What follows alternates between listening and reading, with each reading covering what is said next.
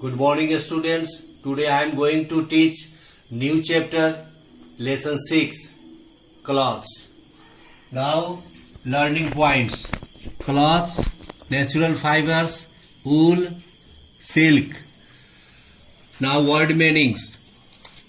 Natural, प्राकृतिक, artificial, कृत्रिम, बनावटी, सेपरेट, अलग होना, इन्वेंशन, खोज, कॉम्बिनेशन, संधि, संचय, स्ट्रेच, फैलाना, सीधा करना, थ्रेड, धागा, रियर, पालन पोषण करना, सॉलिडिफाइस, ठोस बनाना, चॉप्ड, काटना, टुकड़ा करना, सेरिकल्चर, रेशम के कीड़ों का पालन, फाइबर्स, रेशा, वेदर, मौसम, क्विकली, तेजी से, insulator, उष्मारोधी.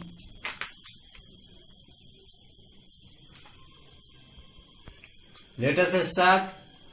For thousands of years, humans have protected themselves from cold or hot weather by making cloths from fibers. हजारों साल से इंसानों ने रेशों से कपड़े बनाकर ठंड या गर्म मौसम में खुद को बचाया है. There are two types of fibers: natural fibers such as cotton, silk and wool, which are derived from plant and animals sources, and artificial or man-made fibers such as nylon and rayon. दो प्रकार के fibre होते हैं: प्राकृतिक fibre जैसे कपास, रेशम और ऊन जो पौधों और जानवरों, पशुओं, स्रोतों से प्राप्त होते हैं, तथा कृत्रिम तथा मानव निर्मित फाइबर जैसे नायलॉन और रेयान. नेचुरल फाइबर्स, प्राकृतिक fibre. Cotton is a white fleshy fiber that is obtained from the cotton plant. Cotton अर्थात कपास एक सफेद परतदार फाइबर है जो कपास के पौधों से प्राप्त होता है. It grows around the cotton seeds. यह कपास के बीज के चारों ओर बढ़ता है. The fruit and the cotton plant is harvested and the cotton fibers are separated from the seeds in a factory. कपास के पौधों का फल काटा जाता है और कपास के रेशों को एक कारखानों में बीज से अलग किया जाता है. This is done using a machine called the cotton gin. यह एक मशीन का उपयोग करके किया जाता है जिसे कॉटन जीन कहा जाता है. The cotton gin was invented by Eli Whitney in 1793. Cotton gin का आविष्कार एली व्हाइटनी ने 1793 में किया था. The invention of the cotton gin industrialized the production of cotton fiber. Cotton gin के आविष्कार ने कॉटन फाइबर के उत्पादन को औद्योगिक रूप दिया.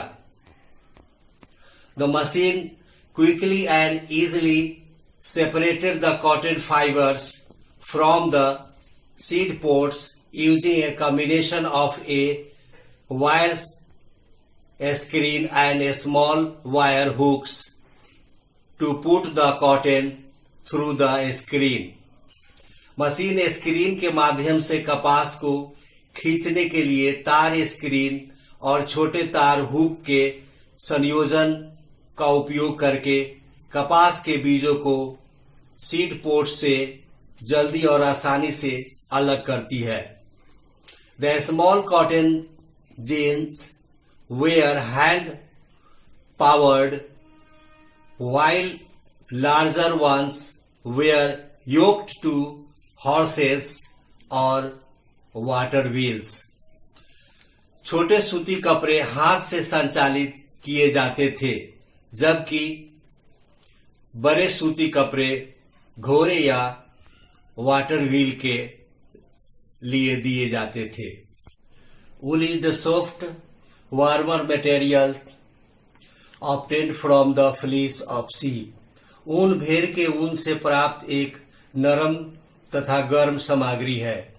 Wool fibers stretch easily and are good insulators. ऊन फाइबर आसानी से फैलते हैं और अच्छे उष्मारोधी होते हैं।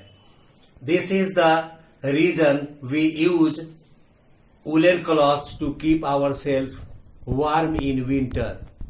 यही कारण है कि हम सर्दियों में खुद को गर्म रखने के लिए ऊनी कपड़ों का इस्तेमाल करते हैं। Silk comes from the silk worms.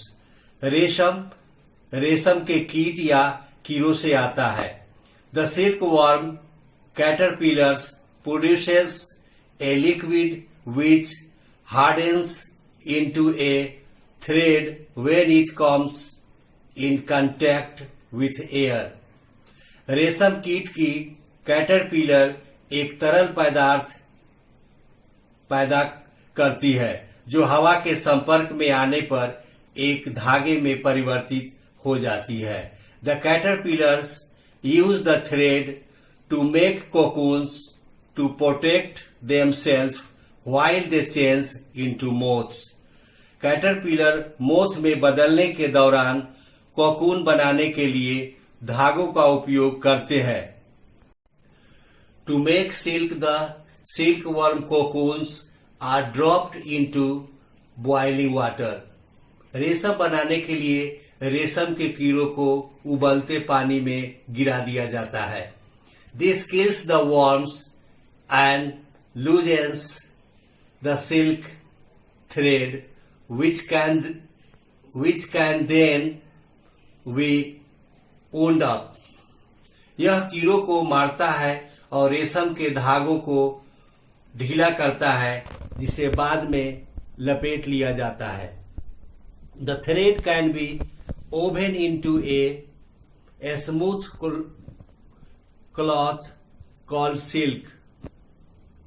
धागों को एक चिकने कपड़ों में बुना जा सकता है.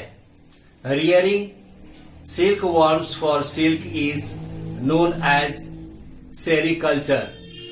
रेशम के लिए रेशम के कीड़ों को पालना सेरिकल्चर के रूप में जाना जाता है.